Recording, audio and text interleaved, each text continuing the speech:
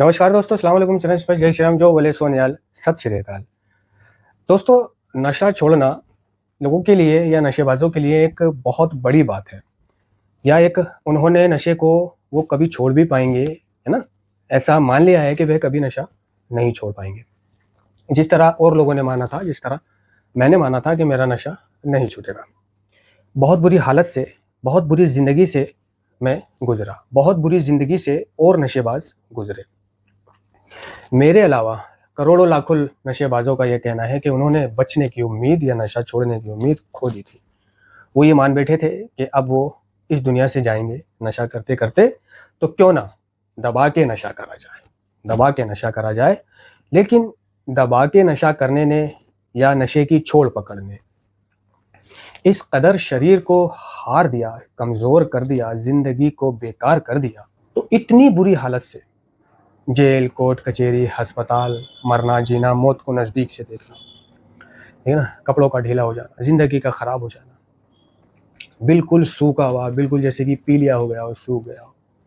अपने आप को लोगों से बचाना, समाज से बचाना, जो लोग जानते हैं उनके सामने ना जाना, क्यों? बहुत कमज़ोर हूँ, है ना? शरीर बहुत पतला है, हालत बहुत ख़राब है, कपड़े ख़राब हैं, ज़िंदगी ख़राब है, ठीक है? और इसी ख़राब ज़िंदगी के चलते चलते ज़ुबान पर एक दुआ ज़रूर रही कि हे मेरे मालिक, ये नशा छूट जाए। क्योंकि इतना तो ज्ञान हो चुका था नशेबाजी में कि ये जो ज़िंदगी मौत की तरफ जा रही है, ये जो हालत ख़राब रहती है, ये जो नशा ना मिलने पे दर्द होता है जानलेवा, ये जो मैं नशे के बारे में ही सोच रहा हूँ, मैं एक पागल सा हो गया हूँ, ये मेरे नशाखोरी की वजह से है। अगर मैं नशा छोड़ दूँ, अगर मैं नशा छोड़ दूँ तो मुझे पूरी उम्मीद थी कि सब ठीक हो जाएगा। लेकिन ये जो अगर नशा छोड़ना है, ये छोड़े से नहीं छूट रहा था। क्यों नहीं छूट रहा था? क्योंकि उसको छोड़ने के लिए मैं अपने बताए हुए, अपने सुझाए हुए तरीके आज़मा रहा था। नशे को छोड़ने के लिए मैं नशे को छोड़ने के लिए समाज के बताए हुए तरीके अपना रहा था। मैं नशे को बंद करने के लिए बड़े-बड़े लोगों के तरीके अपना रहा था। मैं नशे को बंद करने के लिए अपने परिवार के, पड़ोसी के, दादा-दादी, नाना-नानी, मामू इनके तरीके अपना रहा था। मैं नशे को छोड़ने के लिए गवर्नमेंट के सरकारी हॉस्पिटल से दवाई खाने के तरीके अपना रहा था। मैं नशे को छोड़ने के लिए एक जगह से दूसरी जगह जाकर, है ना, नशा छूट जाएगा, ये तरीके अपना रहा था। मैं एक नशे को छोड़ने के लिए, जिससे मेरी ज़िंदगी ज़्यादा ख़राब थी, मेरा मानना था, दूसरे नशे का इस्तेमाल कर रहा था। क्योंकि मुझे लगता था कि मेरी जो सारी तकलीफ़ों की जड़ है वो इंजेक्शन है, स्मैक है या मेरी ड्रग ऑफ चॉइस है, ठीक है? अगर मैं ये बंद कर देता हूँ, है ना? मुझे लोगों ने बताया कि भाई एकदम नशा बंद नहीं होगा। ऐसा कर, दम पी लिया कर, दम से सामान छोड़ दे। जब भी सामान पीने का मन करे दम पी लिया। दम ठीक है, लाइट है, कुछ नहीं होता, लाइट वेट है। तो सामान को छोड़ने के लिए दम का इस्तेमाल करा, है ना? जगहें बदली, अपने तरीके अपनाए, है ना? मैं सब जगह गया।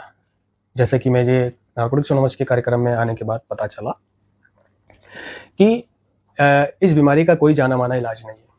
जो नारकोटिक्स एनोनिमस का कार्यक्रम कह रहा है कि हमने दवा धर्म और मनोचिकित्सक द्वारा मदद खोजी, लेकिन इसमें से कोई भी तरीका पर्याप्त नहीं है। मैं दवा में भी गया, मैं साइकेट्रिस्ट के पास भी गया, यानी मनोवैज्ञानिक के पास, मैं वैद्यों के पास गया, मैं हकीमों के पास गया, मैं बाबाओं के पास गया, मैं मज़हारों पे गया, दरगाहों पे गया, और मैंने हर जगह जाकर ये दुआ करी कि हे मेरे मालिक, मेरा नशा छूट जाए, मेरा नशा छूट जाए। यानी दरगाह पर मैं क्या दुआ कर रहा हूँ? मैं धन दौलत नहीं मांग रहा हूँ, मैं धन दौलत नहीं मांग रहा था, मैं बीवी बच्चे नहीं मांग रहा था, मैं बंगला गाड़ी नहीं मांग रहा था। मेरी प्रॉब्लम क्या थी प्रेजेंट में? नशा, नशाखोरी। मुझे ये नॉलेज हो चुकी थी कि सब कुछ नशा है, इसी से मेरी ज़िंदगी खराब है ना? तो मैं नशा छोड़ना चाहता था, नशा छोड़ने की दुआ करता था, है ना? धन दौलत की दुआ नहीं करता था, क्योंकि जब एक मरीज़ बीमारी के बिस्तर पे होता है या किसी तकलीफ़ में मुब्तला होता है, तो वो धन दौलत की दुआ नहीं करता, वो सिर्फ शिफा की दुआ करता है मरीज़ कि बस मैं ठीक हो जाऊँ। बदले में धन दौलत चले जाए, लेकिन मैं ठीक हो जाऊँ, मैं पहले जैसा हँसने बोलने खेलने कूदने लगूँ, स्वस्थ हो जाऊं और मेरी छुट्टी हो जाए यहाँ से। मैंने भी धन दौलत की दुआ नहीं करी, है ना। मैंने कभी कभी घुटनों पर आकर रात को अपने रब के सामने गिड़गिड़ाया कि मेरा नशा छूट जाए, मैं बहुत परेशान हो गया। जब नशे के विड्रॉल हो रहे होते थे, तड़प रहा होता था और चिल्ला भी नहीं सकता था, है ना, क्योंकि अगर चिल्लाऊंगा तो घर वालों की नींद खराब होगी, और जो लोग मेरा समर्थन नहीं करते हैं घर में, है ना, नशेबाज का, तो इसकी तो रोज़ की प्रॉब्लम है, वो मेरी कराहट को या मेरे चिल्लाने को, है ना, उल्टा आकर के मुझे और सुनाया जाएगा, चुप हो, चिल्ला मत, गाली देकर। तो अपना दुख खुद ही सहना पड़ता था, ठीक है ना। मैं दुआ करता था मेरा नशा बंद हो जाए। दरगाहों पे मैंने दुआ करी, मज़ारों पे मैंने दुआ करी, नमाज़ों में मैंने दुआ करी, घुटनों पर आकर अकेले में तन्हाई में मैंने दुआ करी, चलते फिरते मैंने दुआ करी, उठते बैठते खाते पीते हर तरह से मैंने ये दुआ करी कि मेरा नशा छूट जाए, ना कि मुझे धन दौलत बंगला गाड़ी मोटर गाड़ी बीवी बच्चे और गर्लफ्रेंड मिल जाए। और ये दुआ कैसे रंग लाई, कैसे घूमी है, ठीक है। ये दुआ ऊपर अर्श आजम पर कबूल तो हो जाती थी, क्योंकि जब भी कोई दुआ हम दर्द में करा के और दिल से मांगते हैं तो वो कबूल होती है। लेकिन नशा, ये नशाखोरी, ये बीमारी इतनी शक्तिशाली है कि अगले दिन हमें हर कसम हर वादा तोड़ने पर मजबूर कर देती थी। तभी तो हम कहते हैं कि हम अपनी बीमारी के आगे, अपने नशे के आगे या अपने एडिक्शन के आगे शक्तिहीन थे, कि हमारा जीवन अस्त व्यस्त हो गया था, है ना। यानी कसम खाई है मैं कल से नशा नहीं करूंगा, और फिर कल इतनी फट रही है कि नशा कर रहा हूं, क्या हुआ, शक्तिहीन हुआ ना। वादा करा है नशा नहीं करूंगा, फिर नशा कर रहा हूं, बीमारी के बिस्तर पर हॉस्पिटल में पड़ा हुआ, कसम खा रहा हूं, तौबा कर रहा हूं, मैं नशा नहीं करूंगा यहाँ से जाने के बाद, छुट्टी होने के बाद। और छुट्टी होने के बाद जैसे ही मुझ में थोड़ी सी जान आई और मैं नशा करने के लिए निकला, मेरी बीमारी मुझे नशा करने के लिए ले गई। मुझे याद है कि मैंने हॉस्पिटल में तौबा करी, मुझे याद है कि मैं कितने दिन तकलीफ में रहा हूँ, बीमार रहा हूँ, है ना। मेरी मरने वाली हालत हो गई थी, बस किसी तरह से मुझे बचा लिया गया है डॉक्टरों ने कड़ी मेहनत करके, और मेरे बड़ों ने दुआओं के जरिए। मुझे सब याद है कि मैंने रात को वादा करा है, मैंने भगवान से वादा करा है, मैंने अल्लाह से वादा करा है, मैंने कसम खाई है, मैंने दरगाह पे कसम खाई है मैं नशा नहीं करूँगा। और ये सारी चीज़ें तोड़ते हुए नशा करना तो और ज़्यादा दिमाग और तकलीफ लेना, क्यों, नशा करने के बाद अब ये चीज़ें सताने लगी कि यार मैंने अल्लाह से मांगी हुई दुआ, अल्लाह से किया हुआ वादा, अल्लाह से खाई हुई कसम, भगवान से खाई हुई कसम, जीसस से खाई हुई कसम, यार मैंने तोड़ दी,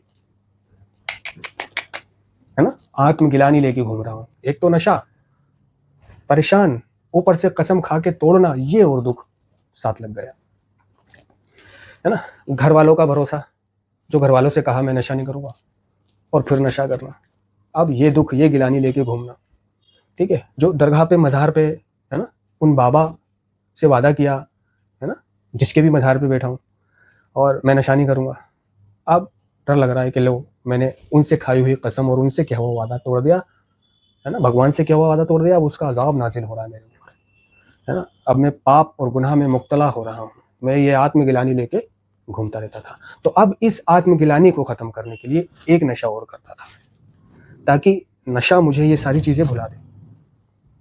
नशा शुरू ही क्यों किया था, शुरू ही इसलिए किया था कि वो हर दुख दर्द परेशानी चिंता तकलीफ भुला देता था, है ना, दिमाग में से भुला देता था, शरीर में से निकाल देता था, ठीक है। शरीर में कोई दर्द होता था, बेचैनी होती थी, कमजोरी होती थी, आलस होता था, तो वो खत्म हो जाता था। दिमाग में कोई सोच परेशानी वसूरी होती थी तो उसको रिलीफ मिल जाता था, राहत मिल जाती, भूल जाता था कि क्या प्रॉब्लम थी मेरे साथ में, भूल जाता था उस चीज़ को, ठीक है। और नशा कर करके तकलीफ़ों को भुलाया, ज़माने को झेला, दुनिया को झेला, खाया पिया हंसा बोला नहाया धोया, सब कुछ नशा करके ऐसा लगा कि ये जादुई नुस्खा है, जिसके मैं सपने देखता था कि कोई ऐसी चीज़ मिल जाए, कि ऐसा चिराग मिल जाए कि जिसको रगड़ूं और सब ठीक हो जाए। जिन निकले और पूछे क्या हुक्म है मेरे आका, और मैं कहूँ कि मैं तकलीफ़ महसूस कर रहा हूँ, ज़रा मैं ठीक हो जाऊँ, वो कहे ठीक है जी आप ठीक हो जाओगे।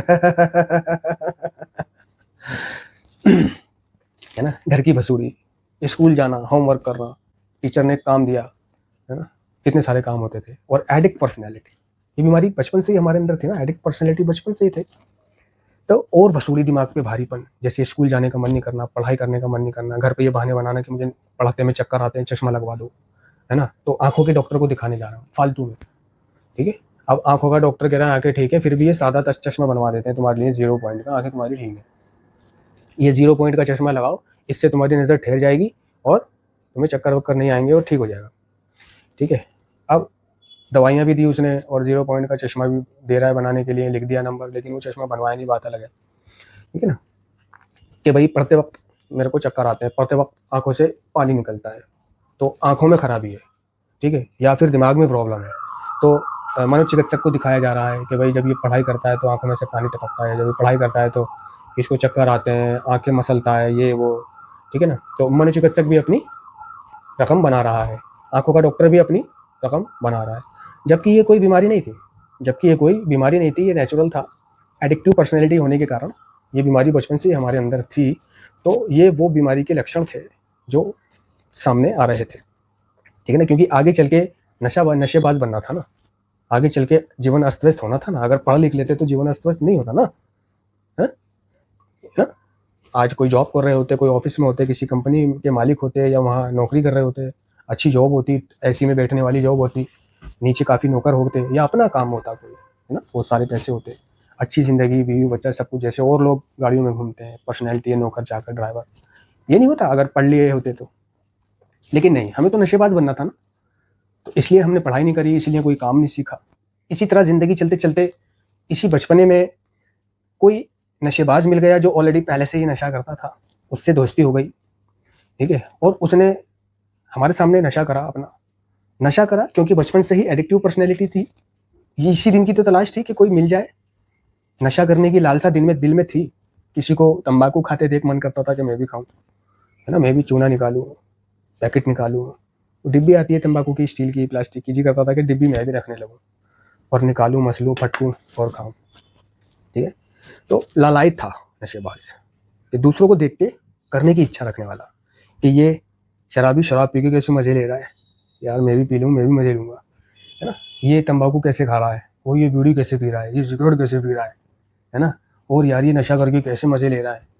तो उसने हमारे सामने नशा करा और हमें भी वो नशा ऑफ़र भी करा और मना भी करा, देख लो, ऑफ़र भी करा और मना भी करा, नशेबाज वो है ना। तो हमने भी दूसरों को ऑफ़र भी करा और मना भी करा, उसके सामने कर भी रहे हैं और उसको ये जब वो मांग रहा है तो ये भी कह रहा है भाई तू रहने दे, गलत चीज़ है ये, ज़िंदगी ख़राब हो जाएगी, मैं खुद परेशान हूँ भाई, मेरी ज़िंदगी वैसी ख़राब हो गई, मतलब गाली सी बकते वो नशेड़ियों वाली भाषा में, तू रहने दे भाई, अरे नहीं भाई कुछ नहीं होगा, लगवा दो ना भाई, तेरी मर्जी, ले लगा ले, तो उसको लगवा दी, ठीक है, मालूम है कि ये भी पीने लगेगा, ये भी चालू हो जाएगा, एक से भले 2 हो जाएंगे। तो इसी तरह हमारी ज़िंदगी में जब पहली बार नशा आया और नशा करके बड़ा मज़ा आया, लगा कि यार सब कुछ दूर हो गया था, है ना। जो ये चक्कर आना, ये पानी बहना, ये सर में दर्द होना, ये सुस्ती, ये आलस, ये काम की भसूड़ी, ये स्कूल जाने की भसूड़ी, ये होमवर्क की भसूड़ी है ना, ये टैंकर पे से पानी भरने की भसूड़ी, है ना, ये टंकी का पीने का पानी कैनों में साइकिल पे लेने जाने की भसूड़ी, ये थैला लेके राशन लेने जाने की भसूड़ी, ये कहने लेके मिट्टी का तेल लेने जाने की भसूड़ी, राशन कार्ड लेकर के, ठीक है, ये सारी भसूड़ियाँ नशा करके सब दूर हो गई। तो नशा ही इसलिए किया क्योंकि तकलीफें दूर हो जाती थी, हमने नशा इसीलिए किया था, इसीलिए चालू किया था, और धीरे धीरे उस नशे को हमने बढ़ाया क्यों, क्योंकि नशा वो चीज़ है कि एक दिन करते करते नशे से नशा होना बंद हो जाता है, और जब नशे से नशा होना बंद हो जाता है तो नशेड़ी उसकी डोज बढ़ा देता है, कि 1 पीस से अगर मज़ा नहीं आ रहा तो वो 2 पीस कर देता है, फिर 2 से वो थोड़ा-सा आनंद लेता है, फिर 3 करता है, 3 से मज़ा नहीं आता, 4 करता है, 4 से मज़ा नहीं आता, 5 करता है, 5 से नहीं आता, 6 करता है। इस तरह उसकी हैबिट, है ना, एडिक्शन को वो बढ़ा लेता है। फिर वो 10 पिए, 20 पिए, 12 पिए, है ना, सब हज़म है उसको, है ना, दम पिए, चरस पिए, गांजा पिए, सामान पिए, कुछ भी पिए, सब आ रहा है उसके अंदर, यानी अपनी बॉडी को डस्टबिन बना लिया कि हर नशा कर सकता है वो, हर नशा, ठीक है। और नशे ने जब फाड़ी तो दुआएं करी, तो ये दुआ कैसे रंग लाई, है ना, एक जरिया बना कि पहले नशा मुक्ति में जाना था, है ना, और वहाँ से आके मैंने दिमाग चलाना था, मैंने नशा करना था, फिर 1 साल दर्दों में रहना था, फिर दोबारा नशा करके मतलब फिर जाना था, फिर बहाने से जाना था, मतलब से जाना था, दिखावे के लिए जाना था, अच्छा बन के दिखाने के लिए जाना था, छोड़ने के इरादे से नहीं जाना था, दोबारा भी छोड़ने के इरादे से नहीं जाना था, दोबारा छोड़ने के इरादे से जाना था। यानी जरिया उसने बनाना शुरू करा। ये जो बचपनों में घुटनों पर आकर अस्पतालों में दरगाहों पर दुआएं करी और माँ बाप ने भी दुआएं मांगी, ये कहीं ना कहीं रंग तो लानी ही थी, ठीक है ना। तो एक दिन है ना हिदायत हुई कि भाई बहुत हो गया, अब एक नशा मुक्ति और काट और इसके बाद धक्का दे। अब एक नशा मुक्ति और काटा, ठीक है ना। ये नहीं कि घर पे बैठकर कैसे नशा छूटेगा, काम पे भी जाते जाते कैसे नशा छूटेगा, है ना, नहीं, एक नशा मुक्ति और काटा, ठीक है। और फिर ये ठाना कि इस नशा मुक्ति से आकर मीटिंग करनी है। यानी हर नशा मुक्ति में ये पता चल गया था कि मीटिंग इंपॉर्टेंट है ना। लेकिन घंटे पे मारना, आई एम परफेक्ट अपनी चलाना क्या होगा, ठीक है ना। लेकिन जब चौथे इलाज से मीटिंग जाना शुरू किया तो मैंने पाया कि मैं धीरे धीरे आगे बढ़ रहा हूँ और एक अच्छी जगह मुझे मिल गई। पुराने दोस्त छूटते चले गए, पुरानी सोचने का तरीका, समस्याओं के समाधान मिलने लगे, ठीक है ना, नए रिकवरिंग दोस्त बनने लगे, ठीक है ना। और समय गुजारने के लिए कुछ ना कुछ अपने करने लगे और नशा करने की तरफ से ध्यान हटता गया। मन करा, बीमारी हावी हुई, वो बीमारी है, आज भी हावी हो सकती है, लेकिन उससे बचने के तरीके, पहली बार तो ईश्वर ने बचाया, दूसरी बार अपने आप को खुद रोका, तीसरी बार भी अपने आप को खुद रोका, ठीक है ना। यानी एक बार ईश्वर ने रोक लिया, फिर खुद सोचा कि मेरे को बीमारी हावी हो रही है और मैं अपने कदम नशा लेने जाने की तरफ बढ़ा रहा हूँ, तो अपने कदम मैंने काटे, अपना रास्ता मैंने मोड़ा, है ना, और सीधे मीटिंग चला गया। या कोई प्रॉब्लम हुई तो मैंने फ़ोन कर लिया, बात कर ली, ठीक है। रातों को नींद ना आना, बेचैनी होना, मगर दिल में ये रखना कि एक दिन तो आएगा ना कि सब अच्छा होगा, क्योंकि मैंने उन लोगों को सुना है कि उनके साथ भी यही था। लेकिन एक दिन उनके साथ अच्छा हुआ तो मैं भी उस दिन का इंतज़ार करने लगा कि जब सबके साथ वो दिन आया है तो मेरे साथ भी वो दिन आएगा, ठीक है ना। और मेरे साथ भी वो दिन आया, मेरी भी ज़िंदगी बेहतर बनी। और जब मेरी ज़िंदगी बेहतर बनी तो मैं ये सोचने लगा कि मैं तो ये सोचता था कि मैंने तो मरना है, ये नशा मेरा नहीं छूटेगा।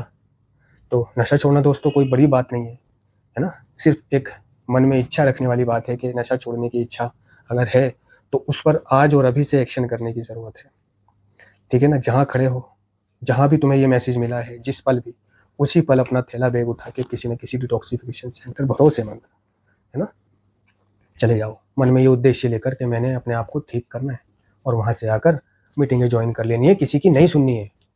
सिर्फ मीटिंग मीटिंग मीटिंग जाने के रास्ते तुम्हें, है ना, हर कोई रोकेगा, हो सकता है परिवार ही रोके, माँ बाप ही रोके, भाई बहन ही रोके, बीवी बच्चे ही रोके, जिम्मेदारी भी रोके, लेकिन आपको रेगुलर मीटिंग जाना है। पहले 90 दिन तो आपको जाना ही जाना है कंटिन्यू। उसके बाद रेगुलर जाने का मतलब है कि फिर आप अगर चाहे हफ्ते में 2 बार भी जा रहे हो, हफ्ते में 3 बार भी जा रहे हो या 1 बार भी जा रहे हो, ठीक है ना, तो भी काम चल जाएगा।